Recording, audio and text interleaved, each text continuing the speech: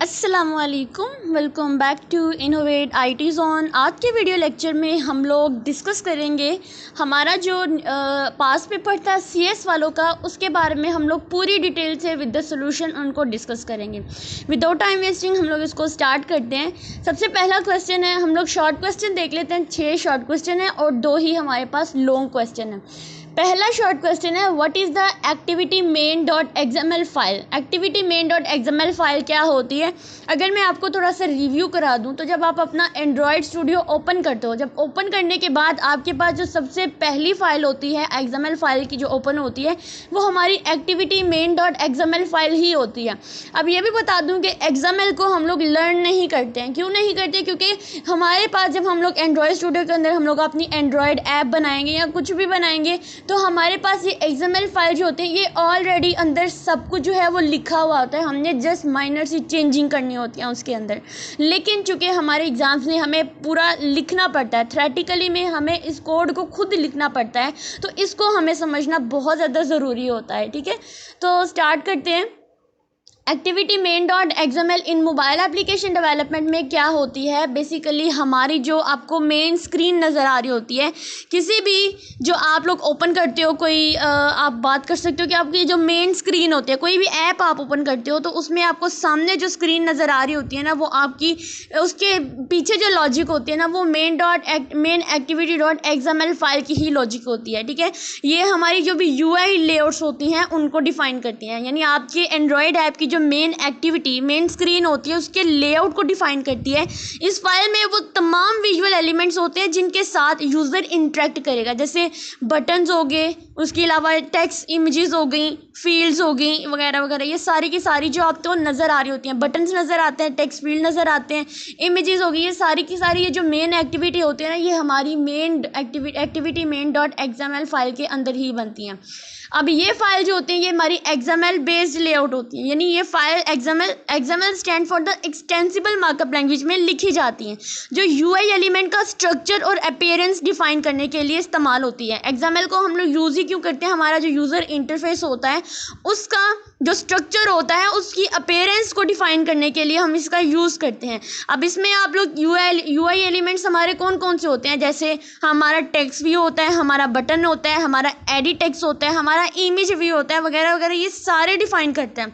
और इन्हें layout container, जैसे हमारा लेआउट लीनियर लेआउट होता है, रेलिवेंट लेआउट होता है और कॉन्स्टेंट लेआउट होता है। इन लेआउट जो कंटेनर्स होते हैं इनके अंदर हम लोग इन यूआई एलिमेंट्स को ऐड करते हैं। जैसे इसकी हम लोग एग्जांपल समझ लेते हैं जिसको हमने एक्सएमएल में लिखा है। तो सबसे पहले ये जो आपको नज़र आ रहा है कि ये सारे के सारे जो एक्सएमएल के एलिमेंट्स हैं, हमारे यूआई एलिमेंट्स होते हैं, ये एक कंटेनर जिसको हम लीनियर लेआउट कहते हैं उसके अंदर लिखा गया हुआ है। यानी अगर इतने कोड की बात करती हूँ तो ये वाला कोड जो है ये आपको ऊपर स्टार्ट में लीनियर लेआउट नज़र आ रहा है और लीनियर लेआउट का क्लोजिंग टैग होता है। हर टैग का क्लोजिंग टैग भी होता है। ठीक है, जैसे HTML का क्लोजिंग टैग होता है इसी तरह से हमारे ये जो एक्सएमएल है इनके भी क्लोजिंग टैग होते हैं। तो आप लोगों ने इसको याद रखना है कि हमने यूआई एलिमेंट्स को एक लेआउट के अंदर, जो है लेआउट कंटेनर बोलते हैं, आप समझ सकते हैं कि ये एक कंटेनर है मेरे पास और ये जो लीनियर लेआउट होता है ये मेरे पास एक कंटेनर है और इसके अंदर मैंने यूआई के एलिमेंट्स लिखे हुए हैं। इसका स्ट्रक्चर बेसिकली हम लोग इसी तरह से ही लिखते हैं। ठीक है, अब ये जो आपको अंदर नज़र आ रहा है एक्सएमएल NS, ठीक है, आगे colon android is equal to, ये यहाँ पे एक लोकेशन बता रहे हैं एंड्रॉयड की जहाँ पे आप लोगों ने, यानी ये एट्रीब्यूट एक्सएमएल को नेम स्पेस, जैसे हम लोग कोडिंग करते हैं ना C और C++ में, वहाँ पे आपको यूजिंग नेम स्पेस लिखना होता है, या आप लोगों ने जो भी आप मतलब प्री प्रोसेसर डायरेक्टिव्स होते हैं, इसी तरह से यहाँ पर भी ये जो एट्रीब्यूट आपको ये वाली लाइन का जो एट्रीब्यूट नज़र आ रहा है ना, इसको हम बोलते हैं ये attribute XML name space define करते हैं। इसकी ज़रूरत ही होती है ताकि एक्सएमएल टैग्स को एंड्रॉयड फ्रेमवर्क के साथ हम लोग आइडेंटिफाई कर सकें। ठीक है, ये सबसे इंपॉर्टेंट पार्ट होता है, ये नेम स्पेस होता है और ये हर कोड के अंदर यूज़ होता है। उसके बाद अगर हम बात करते हैं android layout width is equal to match parent. अब ये एट्रीब्यूट जो होता है लेआउट की जो विड्थ होती है उसको डिफाइन कर रहा है। ठीक है, लेआउट की विड्थ, इसको उन्होंने हमारे पास मैच पेरेंट क्यों रखा हुआ है? ताकि हमारी जो लेआउट की ओवरऑल विड्थ होती है वो हमारे यानी कंटेनर की यानी ये जो पूरी कंटेनर की विड्थ होती है उसकी ये जो लेआउट की विड्थ है वो मैच पेरेंट हो। मैच का पेरेंट का मतलब होता है कि बराबर हो। जो लेआउट की विड्थ है और जो हमारी एंड्रॉयड में जो भी हम लोग बना रहे हैं उसकी जो विड्थ होती है ये दोनों आपस में इक्वल हो। इसी तरह से एंड्रॉयड लेआउट हाइट है वो भी मैच पेरेंट होना चाहिए। मैच पेरेंट का मतलब क्या होता है कि ये जो एट्रीब्यूट की जो हाइट होती है ना वो हमारे लेआउट कंटेनर की हाइट के इक्वल हो। ठीक है, उसके बाद लिखा हुआ है android orientation is equal to vertical, यानी ये एट्रीब्यूट डिफाइन करता है कि इस लेआउट के अंदर जो एलिमेंट्स हैं वो आपने वर्टिकली अरेंज करने हैं। जैसे आप यहाँ पर एक बटन बना सकते हैं इस तरफ करके, इस तरफ एक बटन, इस तरफ एक बटन, यानी ये सारे क्या हैं, ये एक वर्टिकल लाइन में जो आ रहे हैं ये हमारे पास होते हैं। आप चाहें तो अगर आप लोगों ने इसको हॉरिजेंटल बनाना है तो आप इसको हॉरिजेंटल भी लिख सकते हैं। तो ये यहाँ तक ये जो इतना पार्ट होता है ये तकरीबन हर कोड के अंदर, XML के हर कोड के अंदर हम इसको लिखते हैं। उसके बाद चूंकि ये कंटेनर यहाँ से स्टार्ट होकर यहाँ एंड होता है तो इसके अंदर हम लोगों ने 2 UI एलिमेंट्स ले लेते हैं। जैसे एक ले लें टेक्स्ट व्यू और एक ले लें बटन। टेक्स्ट व्यू की बात करती हूँ तो ये UI एलिमेंट है। ठीक है, सबसे पहले तो ये UI एलिमेंट है और इसका उन्होंने क्लोजिंग, देखो यहाँ से उन्होंने इसको स्टार्ट किया हुआ है और यहाँ उन्होंने इसको क्लोज किया हुआ है, इसके अंदर उन्होंने इसको एडिट किया हुआ है टेक्स्ट व्यू के तौर पे। तो यहाँ पे ये जो Android ID @ID text view, ये एट्रीब्यूट टेक्स्ट व्यू के एक यूनिक ID डाटा है जिसे आप इस कोड में रेफरेंस कह सकते हैं। यानी यहाँ पर उन्होंने इस टेक्स्ट व्यू का रेफरेंस दिया हुआ है। चाहे आप बटन बना रहे हैं, चाहे आप टेक्स्ट व्यू बना रहे हैं, चाहे आप इमेज वगैरह ऐड कर रहे हैं तो उसके लिए आपको ये ID वाला एट्रीब्यूट जो है वो देना पड़ेगा। तो सिंपल है, आप लोग कुछ चीज़ें याद रख ले कोड के लिए। जैसे यहाँ पर ये चीज़ तो हर एक में यूज़ होगी। उसके अलावा अगर आपने UI element text view use किया है, XML में तो हम लोग सिर्फ UI एलिमेंट्स को ही डिफाइन करना सीखेंगे। तो यहाँ पे आपने android colon ID is equal to क्या @ID लिख के स्लैश लगा के टेक्स्ट व्यू लिख देना है। इसी तरह अगर आप बटन वाले को देखते हैं तो उसमें भी सेम यही लाइन है, सिर्फ आपने एलिमेंट में जहाँ टेक्स्ट व्यू था वहाँ पे बटन लिख दिया। उसके बाद देखिए सारा कोड बहुत आसान है। आपने हर एक के साथ एंड्रॉयड लिखना है, उसके बाद कॉलन हर एक के साथ लिखना है XML में लेआउट विड्थ लेआउट हाइट। तो यहाँ पर भी टेक्स्ट व्यू की लेआउट विड्थ तो उन्होंने रैप कंटेंट लिखी है। रैप कंटेंट का मतलब होता है कि हमें जितना हमने, जैसे यहाँ पे हेलो वर्ड लिखा हुआ है ना, तो सिर्फ हेलो वर्ड तक ही इसके अंदर रैप कंटेंट, इतनी ही स्पेस हो। ठीक है, इसका मतलब है विड्थ उतनी ही हो। उसके बाद आ रहा है हाइट, तो जितना इसका हेलो वर्ड की जितनी हाइट है तो रैप कंटेंट का मतलब होता है कि सिर्फ उतनी ही हाइट हो। यहाँ मैच पेरेंट का मतलब होता है कि जितना हमारा लेआउट का कंटेनर होता है, जैसे ये पूरी आपको स्क्रीन नज़र आ रही है ना, तो मैच पेरेंट का मतलब होगा कि हमारी जो एंड्रॉयड लेआउट है उसकी विड्थ भी स्क्रीन जितनी हो और इसकी हाइट भी इतनी हो। लेकिन ये जो टेक्स्ट व्यू है इसमें जो आप लोगों को ये रैप कंटेंट नज़र आ रहा है, इसका मतलब होता है कि हमने सिर्फ इतनी सी ही इसकी विड्थ लेनी है और जितनी इस हेलो वर्ड में हाइट नज़र आ रही है वो भी रैप कंटेंट लेनी है, यानी उतनी ही हम लोगों ने इसकी हाइट लेनी है। तो सेम काम आप लोगों ने बटन के साथ करना है कि जितना बटन हम बनाना चाह रहे हैं कि सिर्फ उसके ऊपर क्लिक हो जाए। जैसे बटन के ऊपर उन्होंने टेक्स्ट लिखा हुआ है क्लिक मी, तो ये जो टेक्स्ट व्यू है इसके अंदर आपने टेक्स्ट लिखना है हेलो वर्ड। ठीक है, और हेलो वर्ड इसको अगर हम लोग काउंट करें विद द स्पेस तो इसका साइज कितना है 18। आप यहाँ पे इसको साइज भी दे सकते हैं। ठीक है, और इसी तरह से आपने बटन वाले को भी लिखना है। तो ये जो थी ये हमारी मेन एक्टिविटी थी। अब इसके कंपोनेंट्स देखिए। सबसे पहले लेआउट टाइप, आप लोगों ने UI एलिमेंट्स को अरेंज करना है और उनकी लेआउट टाइप देनी है। जैसे अगर मैंने आप लोगों को बताया ऊपर कोड के अंदर कि हमारे पास जो थी ये जो लेआउट टाइप थी ये किसकी थी, लीनियर लेआउट थी। 3 टाइप्स हम लोग मोस्टली पढ़ते हैं, एक लीनियर लेआउट पढ़ते हैं, एक रिलेटिव लेआउट पढ़ते हैं और एक कॉन्स्टेंट लेआउट पढ़ते हैं।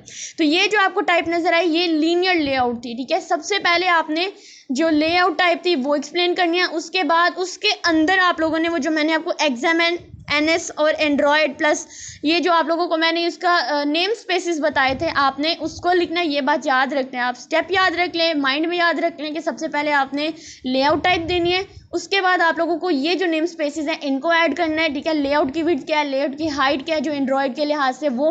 उसके बाद आपने UI एलिमेंट्स देने हैं। UI एलिमेंट्स में उनकी लेआउट विड्थ क्या है, उनकी हाइट क्या है, वो आपने हमेशा रैप कंटेंट रखनी है। मैच पेरेंट सिर्फ ओवरऑल कंटेनर के लिए रखनी है और रैप कंटेंट सिर्फ आपको जितना कंटेंट लिखना है उसके ऊपर वहाँ तक रखनी है। ठीक है, उसके बाद अब इस XML फाइल को लिंक कर देना है। ये एक्टिविटी मेन डॉट जो XML फाइल है इसको आपने लिंक कर देना है मेन एक्टिविटी डॉट जावा, या फिर अगर आप कोटलिन का यूज़ करें तो आपने उसको कोटलिन के साथ जो है वो लिख देना है।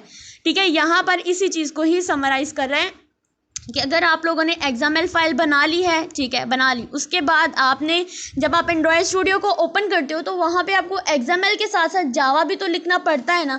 यानी XML फाइल्स में हम अपने UI का स्ट्रक्चर लिखते हैं, लेकिन ये जो हमारी जावा है इसके अंदर हम लोग क्या करते हैं, उसको हम लोग लिंक्ड कर देते हैं। जावा किस लिए यूज़ होती है, जो भी मूवमेंट होती है इन सब चीज़ों के लिए, ठीक है, जितने भी बिहेवियर्स होते हैं, जैसे बटन, मैंने अगर XML फाइल के अंदर बटन का बना लिया, एलिमेंट बना लिया, तब उस बटन की बिहेवियर को भी तो कंट्रोल करने के लिए हमें अपनी main activity dot Java file के अंदर या डॉट कोटलिन के लिए हम लोग KT का यूज़ करते हैं। वैसे हम कोटलिन का यूज़ नहीं करेंगे, हम लोग जावा का ही यूज़ करेंगे।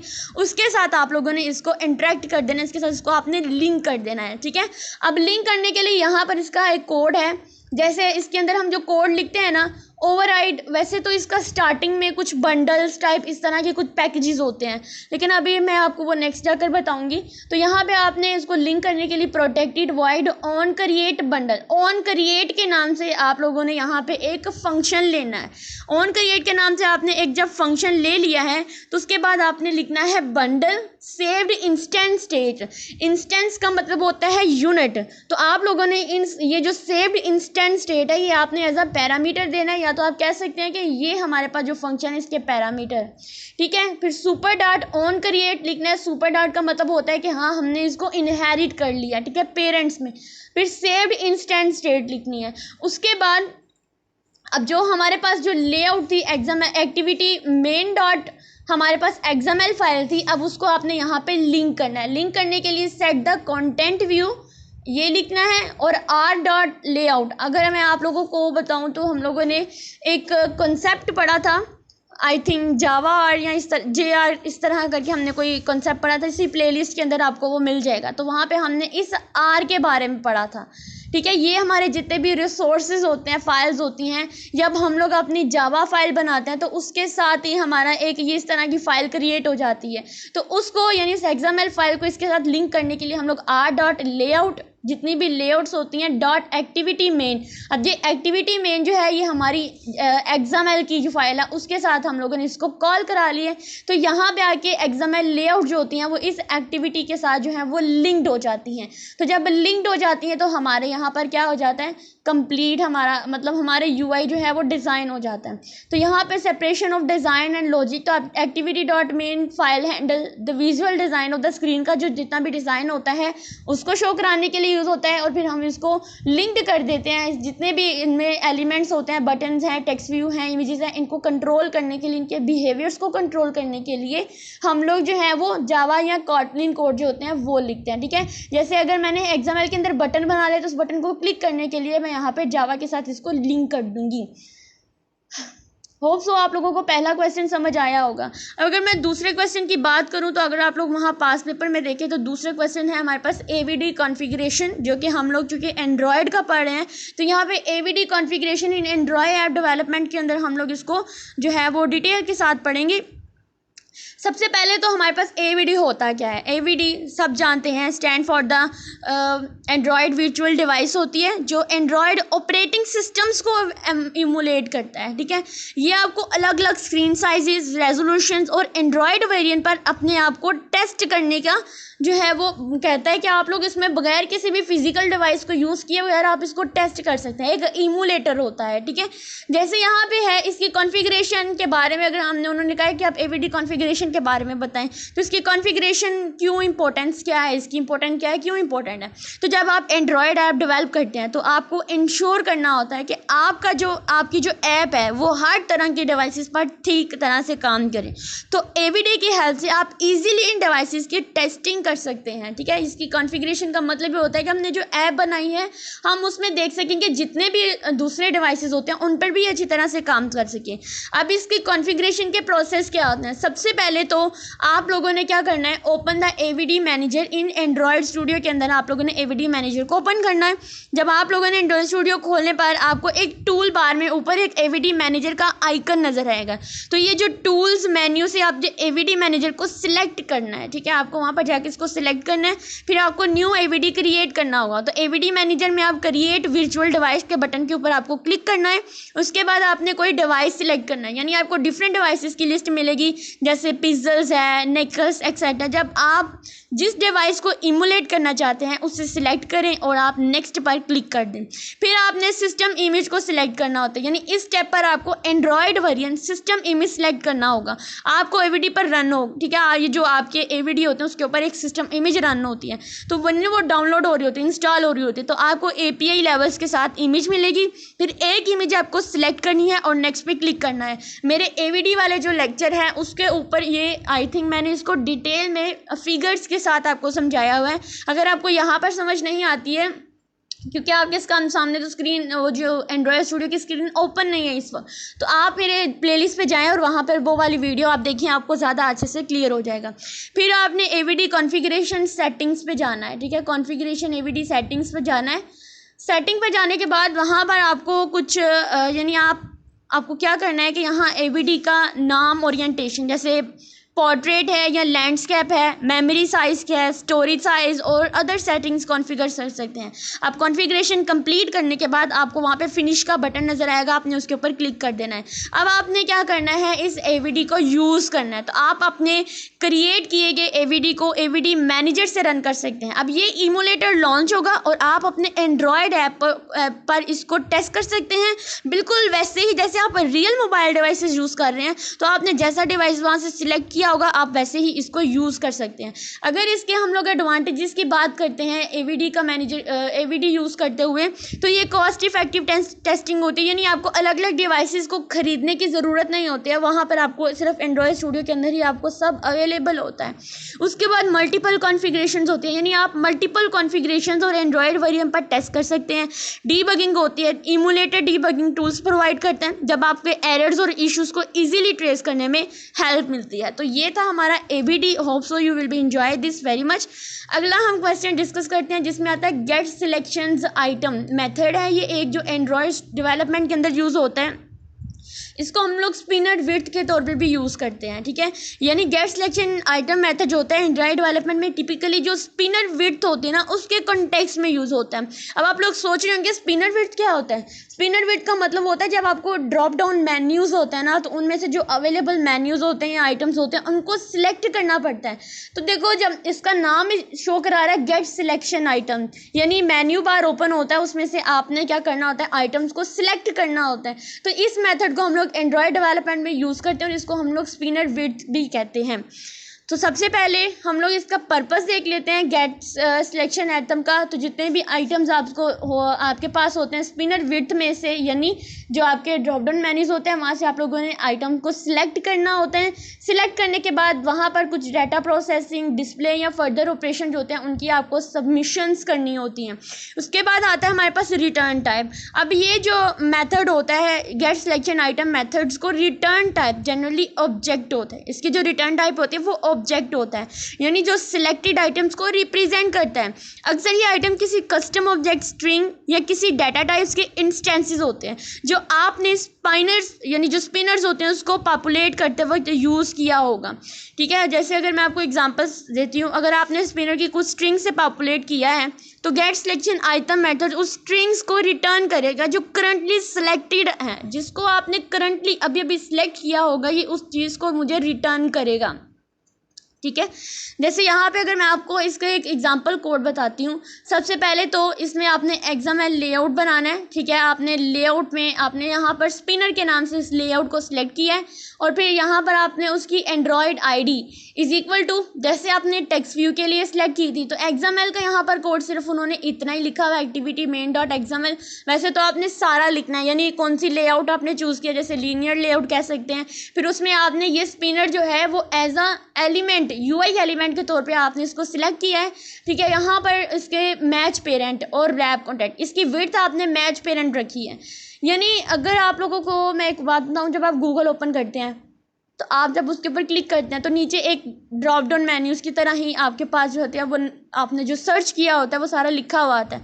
तो आप उसमें से जो सिलेक्ट करोगे वो ओपन हो जाएगा। तो ये स्पिनर जो है ये भी कुछ इसी तरह से ही काम करता है, ठीक है। उसके बाद यानी जितना हमने डाटा जो है वो सर्च किया होगा, फॉर एग्जांपल अभी मैं XML लिखती हूँ तो मेरे पास सिर्फ XML जितनी ही वो विड्थ लेगा। अगर मैं पूरा लंबा सा लिखती हूँ तो वो पूरा लंबा ही मुझे शो होगा। तो रैप कंटेंट मतलब ये होता है कि जितना आप लिखना चाहते हैं उतना, लेकिन विड्थ उसकी इतनी होगी जितनी इसको उन्होंने सेट की होगी, यानी पूरी लेआउट जितनी इसकी विड्थ होगी। उसके बाद आप लोगों ने एक जावा कोड लिखना है। अब मैंने आपको जो पहला क्वेश्चन था उसमें XML फाइल का स्टार्ट बता दिया था, आप लेआउट सेलेक्ट करते हो, उसके बाद आप लोगों ने अंदर जो है उसके नेम स्पेसिस बनाना होते हैं, उसके बाद आपने अपने एलिमेंट्स लिखने होते हैं। तो फिर मैंने जावा का सिर्फ आपको इतना बताया था कि आप जावा के में किस तरह से लिंक्ड कर सकते हैं, लेकिन यहाँ पर जावा का असल कोड आता है, ठीक है, असली कोड इसका जावा का यहाँ पर आता है। जैसे यहाँ पर देखिए सबसे पहले आता है, मैंने आपको बताया था कुछ आपको पैकेजेस होते हैं जिनको आपको इंपोर्ट करना होता है। तो यहाँ पे इंपोर्ट android.os बंडल, यानी जितना भी ऑपरेटिंग सिस्टम का बंडल जो है यहाँ पे android.view. अब ये व्यू जो है इसका V कैपिटल है, ठीक है, ये पैकेज है, और ये व्यू जो है वो इस इंपोर्ट पैकेज के साथ। फिर इंपोर्ट android.width जिसमें अडेप्टर व्यू होगा, ठीक है, और android.width जिसमें हमें दो विड्थ चूज़ करनी है, एक अडेप्टर व्यू के लिहाज से और एक एरे अडेप्टर के लिहाज से। उसके बाद हमें स्पिनर है और उसके बाद हमारा टोस्ट है। तो ये हमें ये पैकेजेस जो है यहाँ तक इनको याद करना पड़ेगा, चूँकि हमें जावा कोड जो भी लिखना पड़ेगा उनके लिए जो पैकेजेस हमें इंपोर्ट करने पड़ेंगे आपको यही करने पड़ेंगे, और होप्स आप लोग इसको ज़रूर याद करेंगे। उसके बाद आता है public class main activity x tends, यानी उसके बाद ऐप कम्पैक्ट एक्टिविटी, आपने कोई एक्टिविटी चूज़ करनी है उसको एक्सटेंड कर देना है इसके साथ। फिर प्राइवेट में स्पिनर माई स्पिनर के नाम से आपने एक मेंबर बनाना है, मेंबर आप क्या कह सकते हैं डाटा मेंबर बनाना है, उसको प्राइवेट रखना है। फिर आपने string items is equal to item 1 item 2 and item 3, ये हमारे पास था। ये हमारे पास अडेप्टर व्यू के साथ जो मैंने इंपोर्ट किया था वो, और एक इंपोर्ट एंड्रॉयड डॉट यहाँ पे आ गया था विद डॉट एरे अडेप्टर। तो यहाँ पर ये एक एरे अडेप्टर है जिसका नाम उसको स्ट्रिंग दिया हुआ है, स्ट्रिंग आइटम के नाम से, और उसमें से आपने आइटम को सिलेक्ट करना है, क्योंकि गेट सिलेक्टेड आइटम का मतलब होता है कि उसमें से आपने आइटम्स को सिलेक्ट करना होता है। उन्होंने 3 आइटम दे दिए। उसके बाद वही तरीका जो हमने ऊपर जो है वो लिंक्ड किया था XML फाइल को, तो लिंक्ड करने के लिए यहाँ पे protected void on create bundle saved instant state same वही, यानी ये भी आपको याद रखना पड़ेगा। Super dot on create save instance के नाम से आपने बना लेना है, ठीक है। उसके बाद set the content view r.dev.activity.main, यानी XML फाइल के साथ अब ये लिंक्ड हो गया। उसके बाद my spinner is equal to find view by ID के थ्रू आपने अपने स्पिनर्स को लिंक्ड करना है। उसके बाद अरे अडेप्टर जो स्ट्रिंग बनाई है जिसमें हमने आइटम्स लिए हैं वो, फिर android.r.layout.simple स्पाइनर आइटम्स, ठीक है। इसी तरह से ड्रॉप डाउन व्यू आपने इसका देखना है। तो आप लोगों ने चूँकि सारे बिहेवियर सारे एक्शन होते हैं वो हमारे मेन के अंदर ही होते हैं, तो इसलिए आपको इसको यहीं से ही सिलेक्ट करना पड़ेगा, ठीक है। कोड आपके सामने है, आप चाहें तो इस कोड को अच्छे से समझ सकते हैं, अदरवाइज आप सिर्फ, क्योंकि ये ना पूरा डिटेल के साथ दिया हुआ है, हर जो मैंने इंपोर्ट करके दिखाई है उनके बारे में इन्होंने दिया हुआ है, ठीक है। तो बेसिक इनका पर्पज़ ये होता है कि आपने आइटम को सिलेक्ट करना है, शो कराना है, इनकी लेंथ सेट करनी है, इनकी विड्थ हाइट सब कुछ सेट करना है आप लोगों को। अगर इसके उन्होंने एक्सप्लेनेशन दी है, सबसे पहले आपने स्पिनर को इनिशियलाइज करना है, ठीक है, एरे अडेप्टर का यूज़ करते हुए। उसके बाद आइटम सिलेक्शन लिसनर लगाना है जो कि set on item selected listener method use हुआ है। उसके बाद रीट्राइव करना है इसको, जैसे ऑन आइटम सिलेक्टेड था इसको रीट्राइव करना है। उसके बाद आपने इसको डिस्प्ले करा देना, आइटम को डिस्प्ले कराने के लिए जो आप लोगों ने टोस्ट जो पैकेज इंपोर्ट किया था उसका यूज़ करना है, ठीक है। अब आपको समझ आइए हम लोग इनको क्यों क्यों यूज़ करते हैं। उसके बाद हमारे पास नेक्स्ट क्वेश्चन आता है on resume method in Android. जैसे हम लोगों ने एक्टिविटी लाइफ साइकिल में पढ़े थे on create, on stop, on resume, ठीक है, ये वाले जो आप लोगों ने एक्टिविटी लाइफ साइकिल्स पढ़ी थी। अगर आपने वो वीडियो नहीं देखी आप वो जाकर देखिए, बट फिर भी इस वीडियो के अंदर मैं आप लोगों को उनके बारे में डिटेल से बता दूंगी। तो ऑन रिज्यूम मेथड का मतलब क्या होता है? रिज्यूम का मतलब तो आपने सुना होगा कि जब आप यूट्यूब पे कोई वीडियो देखते हैं तो आप उस वीडियो को स्टॉप कर देते हैं, यानी पॉज कर देते हैं।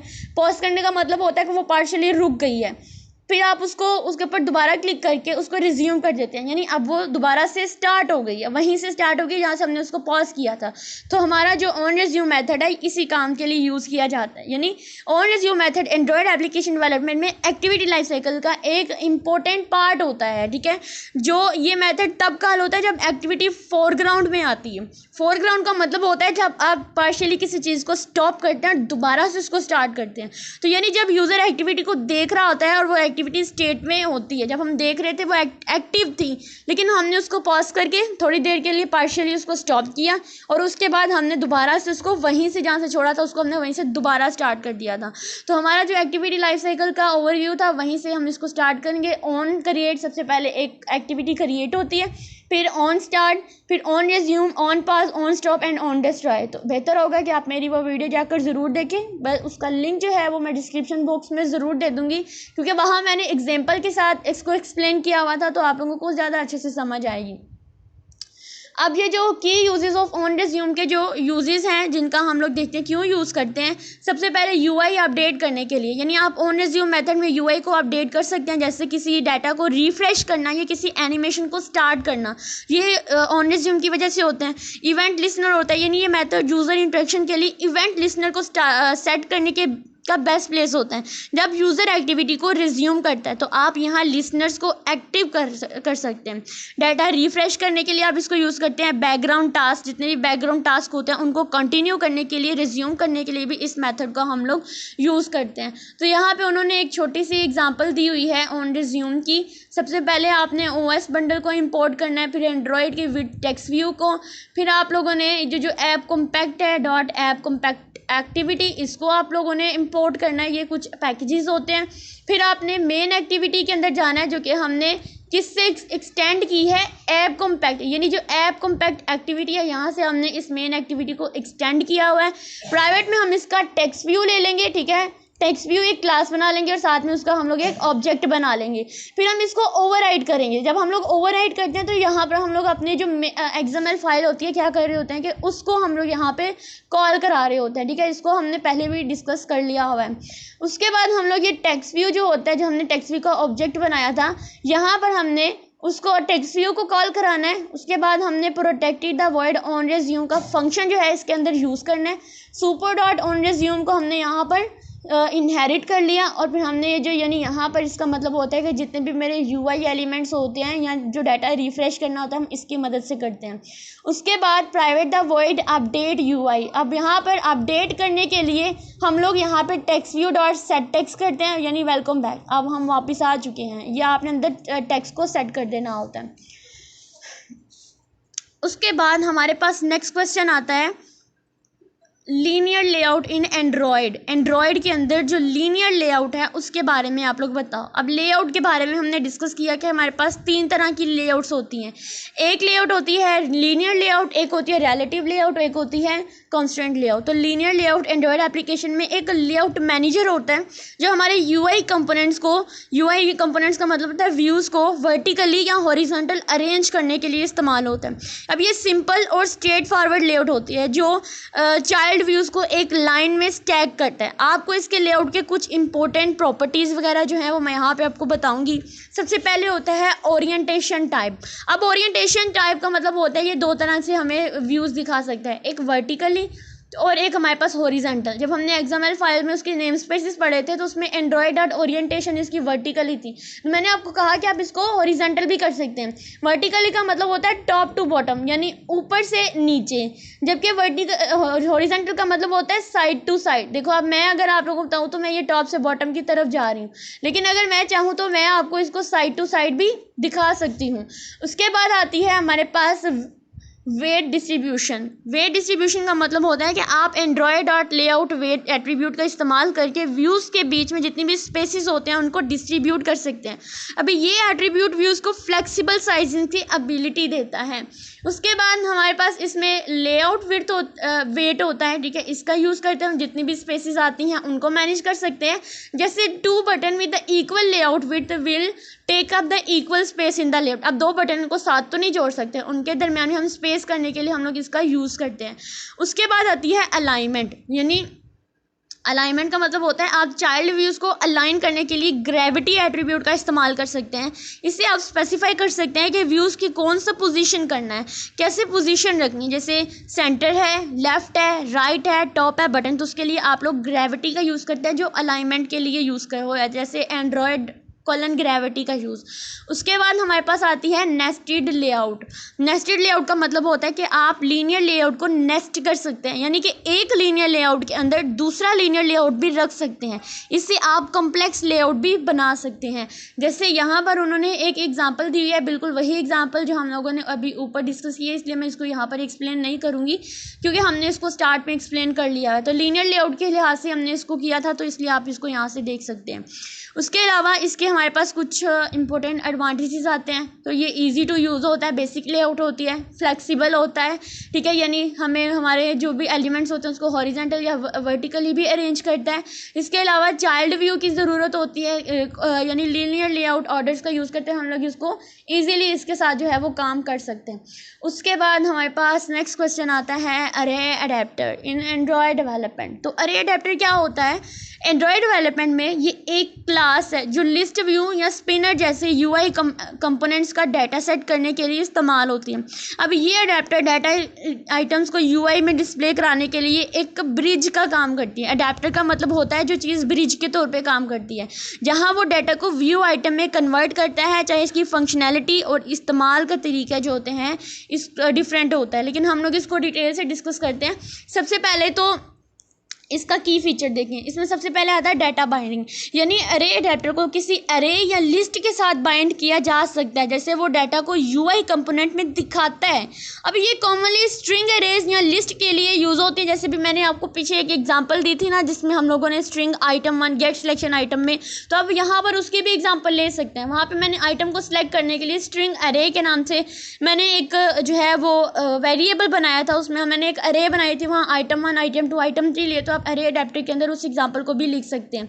उसके बाद सिंपल इंप्लीमेंटेशन होती है, यानी इसको इजीली इंप्लीमेंट होते ही कर सकते हैं, क्योंकि आपको सिर्फ एक डाटा अरे और लेआउट रिसोर्स स्पेसिफाई करने होते हैं। उसके अलावा हमारी कस्टम लेआउट होती हैं, यानी आप अरे अडेप्टर का इस्तेमाल करके कस्टम लेआउट भी बना सकते हैं। अगर आपको डिफ़ॉल्ट लेआउट से अलग कोई और डिज़ाइन चाहिए होता है, यानी अपनी मर्जी से अगर आपको डिज़ाइनिंग करनी है तो आप कस्टम लेआउट का भी यूज़ कर सकते हैं। उसके अलावा परफॉर्मेंस होते हैं, यानी अरे अडेप्टर परफॉर्मेंस ऑप्टिमाइजेशन के लिए बिल्ट इन फीचर प्रोवाइड करते हैं, लेकिन अगर आपको कॉम्प्लेक्स डाटा को मैनेज करना था तो आपको कस्टमर अडेप्टर को इम्प्लीमेंट करना पड़ता है।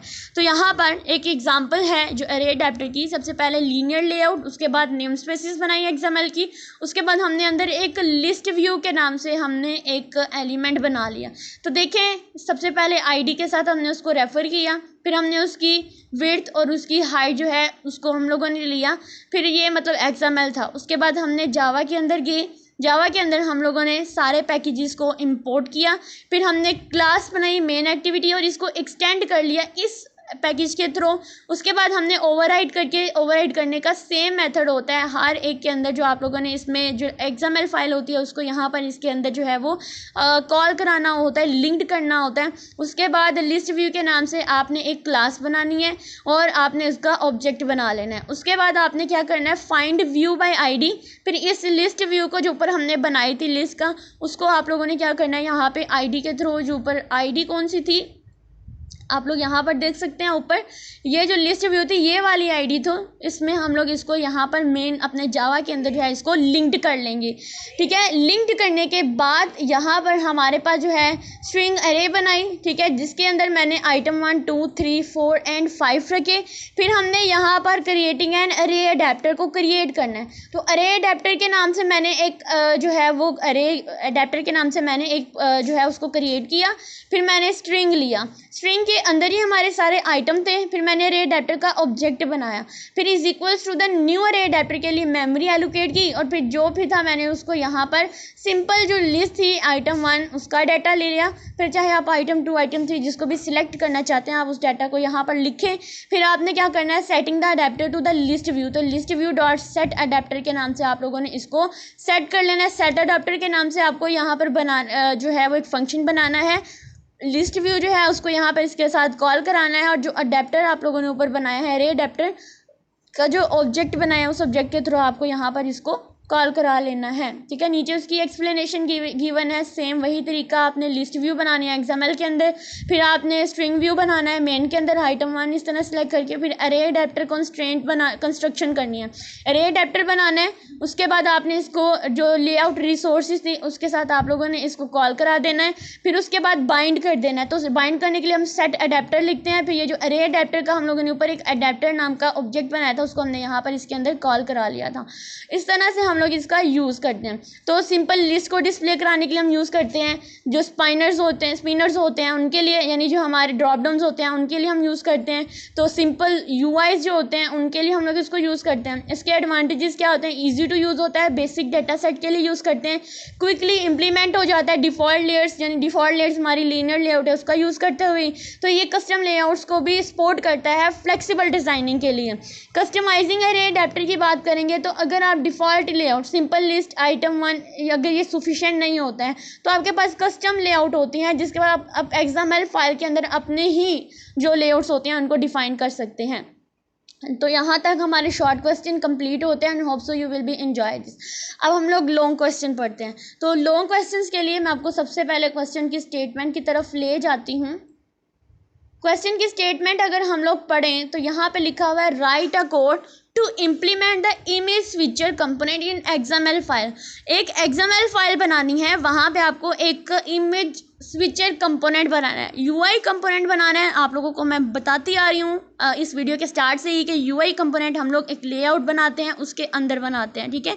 तो इसमें भी हम लोग एक लीनियर लेआउट बनाएंगे, उसके बाद हम लोग अपने नेम स्पेसिस देंगे, ठीक है। और उसके बाद हमने इमेज स्विचर जो है एलिमेंट का यूज़ करना है, उसकी भी विड्थ देंगे, उसकी भी हाइट देंगे और उसके अंदर जो भी मार्जिन वगैरह हमने देना हुआ वो देंगे। फिर हम इसके अंदर एक बटन क्रिएट करेंगे। देखो यहाँ पे इमेज स्विचर, स्विचर का मतलब होता है स्विच करना। अगर आप अपने बटन या स्विच की घर में बात करते हैं तो वो स्विचर होता है ना, बटन को ऑन और ऑफ करना होता है इस तरह से। तो इमेज स्विचर होता है कि अगर इमेज की तरह का जो हमारे पास स्विचर होता है वो यूज़ करेंगे, ठीक है। उसके बाद the set factory method use करेंगे of image switcher provide the implementation of the view factory interface implement its unimplemented method return as the image viewer. यानी इसमें वो बता क्या रहा है कि आप लोगों ने जो इमेज स्विचर है एंड्रॉयड में, एक हमारे पास विड्थ होती है जो इमेज के बीच में जो ट्रांजिशन होती है उनको दिखाने के लिए यूज़ करते हैं इमेज स्विचर। देखो अगर मैं बात करती हूँ कि आप जब एडिटिंग करते हैं, इमेजेस को एडिटिंग करते हैं तो एक के बाद दूसरी इमेज आती है तो इमेज स्विच हो रही होती है, यानी इमेज चेंज हो रही होती है। तो ये ट्रांजिशन जो हो रही होती है ना, ये हमारे पास इमेज स्विचर होता है और इसको हम लोग सेट फैक्ट्री मेथड के ज़रिए व्यू फैक्ट्री इंटरफेस की जो इम्प्लीमेंटेशन होती है वो प्रोवाइड करेंगे। तो इमेज स्विचर्स को इमेज डिस्प्ले कराने के लिए हम लोग एक नया इमेज व्यू के नाम से ऑब्जेक्ट रिटर्न करेंगे। तो इसको हम लोग कोड के थ्रू करेंगे, ठीक है। तो सबसे पहले हमें इसमें दो कोड, एक XML फाइल के लिए हमें इस कंपोनेंट के लिए चाहिए और XML फाइल में हम क्या करते हैं, लीनियर लेआउट लेते हैं, उसके बाद हम लोग उसमें नेम स्पेसिस बनाते हैं, उसके बाद हमें क्या इस इमेज स्विचर का एक हमें कंपोनेंट बनाना है और इमेज स्विचर में हमने कहा बटन्स के लिए, बटन प्रेस करने से हमें इमेज जो है वो चेंज हो जाए। उसके बाद हमें ये जो हमने अपने फंक्शन लिखते हैं, जितने भी मेथड लिखते हैं, मेथड की बात करें तो हम लोग इसको अपने जावा फाइल के अंदर यूज़ करते हैं, ठीक है। तो चलते हैं हम लोग अपने नोट्स की तरफ और यहाँ पर जाकर इसको परफॉर्म करते हैं, ठीक है। तो सबसे पहले आप लोगों को क्या करना है कि यहाँ पर इसका कोड लिखा हुआ है इमेज स्विचर का लॉन्ग क्वेश्चन में, ये अरे अडेप्टर आ गया। उसके बाद ये रहा हमारा लॉन्ग क्वेश्चन में इमेज स्विचर। इमेज स्विचर के बारे में मैंने आपको बता दिया है ना कि हमारे पास जो इमेज की ट्रांजिशंस होती है उनके लिए हम इसको यूज़ करते हैं। तो मैंने आपको इसको हमने कोड करना है। तो सबसे पहले आपने XML में लीनियर लेआउट बनाया और यानी कंटेनर बनाया, एक लीनियर लेआउट बनाया और साथ में इसको हमने यहाँ पर क्लोज कर दिया। फिर हमें क्या करना है कि इसके नेम स्पेसिस बनाने हैं, XMLNS Android HTTP schema.android.com APK और रिसोर्सेज एंड्रॉयड, ठीक है। ये हर एक के अंदर यूज़ होना है। Android layout width, Android layout height, match parent है। फिर एंड्रॉयड ओरिएंटेशन आपने वर्टिकल रखनी है, चाहे हॉरिजॉन्टल भी रख सकते हैं। Android gravity is equal to centre, ठीक है। आप लोगों को इसको भी सेट करना है। अब ये जो ग्रेविटी, ये मतलब आप लोगों ने देखना होता है कि हमने अपनी इमेज को सेंटर में रखना है, टॉप पे रखना है, राइट पे रखना है, बॉटम पे रखना है, कहाँ रखना है। उसके बाद इमेज स्विचर के नाम से हम लोगों ने एक कंपोनेंट बनाया, तो इसके अंदर ये है, ठीक है। ये देखें जहाँ मैंने हाईलाइट किया है, इसको छोड़ के इमेज स्विचर जहाँ से स्टार्ट हो रहा है और यहाँ पर ये क्लोज हो रहा है। क्लोज होने के बाद यहाँ पे एंड्रॉयड आईडी चूँकि हम लोग रेफरेंस देने के लिए आईडी को सेट करते हैं। फिर इसकी विड्थ ली हमने, हाइट ली, रैप कंटेंट, और उसके बाद हमने एक लेआउट लिया मार्जिन बटन 16 dp, ठीक है। हमने यहाँ पे एक मार्जिन दे दिया, ठीक है, मार्जिन बटन के नाम से। अब हमने एक बटन का कंपोनेंट बनाना है।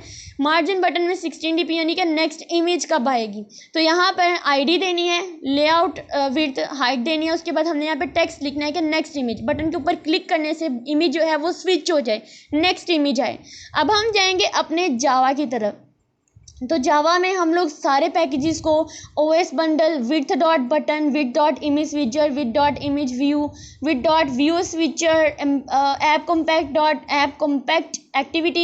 ये जो ऐप कॉम्पैक्ट एक्टिविटी होती है ना, ये हमारी ये क्लास जो होती है ना, मेन क्लास होती है। इसको एक्सटेंड करने के लिए हम लोग इस पैकेज को जो है वो यूज़ करते हैं। सबसे पहले प्राइवेट में हम लोग एक इमेज स्विचर के नाम से क्लास बनाएंगे और इमेज स्विचर के नाम से उसका ऑब्जेक्ट बना लेंगे। सेम काम बटन के साथ करेंगे। फिर हम लोगों ने एक एरे लेनी है, ठीक है, इंट एरे, इंटीजर इमेज के नाम से हमने एक एरे लेनी है। अब इसके अंदर drawable image 1, R dot drawable image 2, R dot drawable image 3, जितनी इमेजेस आप लोगों ने स्विच करानी है आप उन इमेज का यूज़ कर सकते हैं।